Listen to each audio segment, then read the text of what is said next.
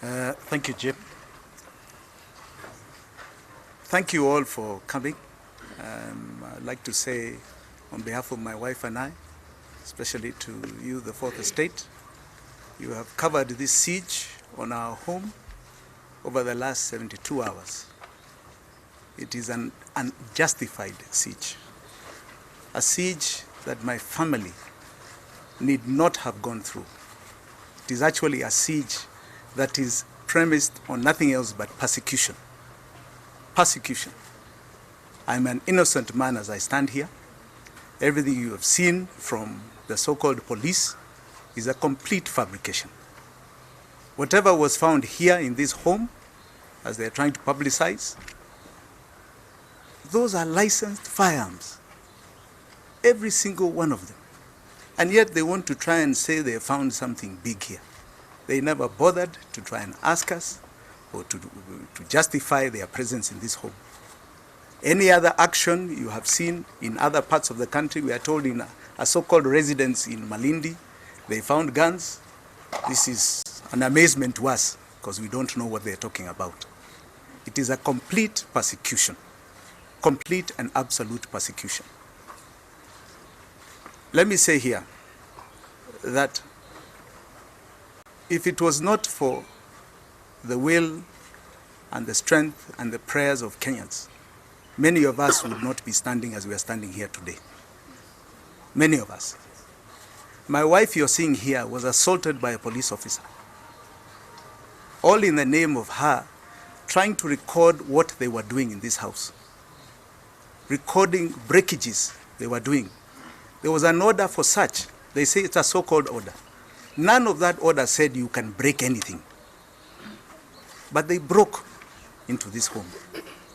They tried to desecrate the home which my children have grown up in. My wife and I live in. And this is personal, very, very personal, as everybody's home is. They came in here, more than 100 people, as though I'm the worst criminal in this land. GSU officers armed to the teeth, as though we are such bad people. All contrary to the truth. We are innocent Kenyans. And if they can do that to some of us who live in these suburbs, it is frightening what must be happening to the small mwananchi. Mwananchi who is struggling every single day to make a living. The kind of persecution they must face daily. Daily. Here, I can tell you, even with all that, I tend to believe because of where they were, there was a bit of restriction on their side. And then when we had friends and media paying attention, there was further restriction. And most importantly, of course, when Baba came, that now made them run away from so-called breakage of the law because they were in total contravention of a court order. I hate to imagine what the small mwananchi faces in this country every day. This is a home I would like to tell you we struggle to build, but this is a home I want to also tell you that this current regime of Uhuru Kenyatta, this is a home they know. It's a home they have visited. It is a home they've eaten with. They've eaten with my family here in this home many, many times. They have. In fact, their government was formed in this home. In this home. Okay, these are the facts. These are the facts. Okay, and I'm going to be very clear here. Right? I also want to say further that after the last general election in 2013, it is this home that Baba here agreed to come to shake hands with Uhuru Kenyatta after the Supreme Court had upheld his declaration. It is this home on Easter Monday that Baba agreed to come. And I remember praying extensively that day because I said, I am such a blessed man in this home and my family to have 10 million plus Kenyans in my home. I felt very blessed. It is here that a peace direction was accepted and a progress forward to Uhuru's own acceptance of leadership in 2013. So this is my father who has been here for the last 72 hours. Yeah? So in this home has been a very privileged base for a lot of what has happened, and blessings, most importantly, for my family. It is this home again that the same regime has come to desecrate, come to destroy, for only one purpose. One purpose. One purpose. And it is political. My support for Baba here, which is unwavering and unshaken.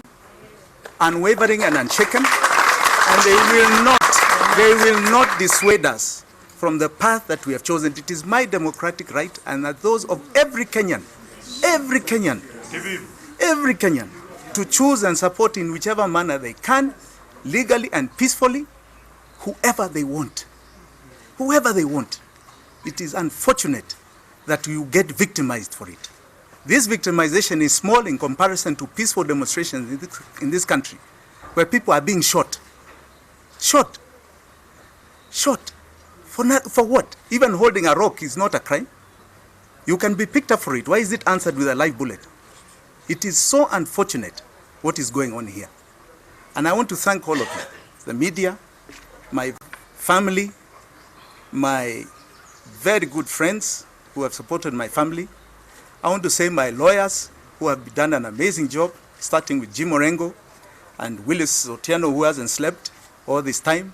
Mole Otende has also been there.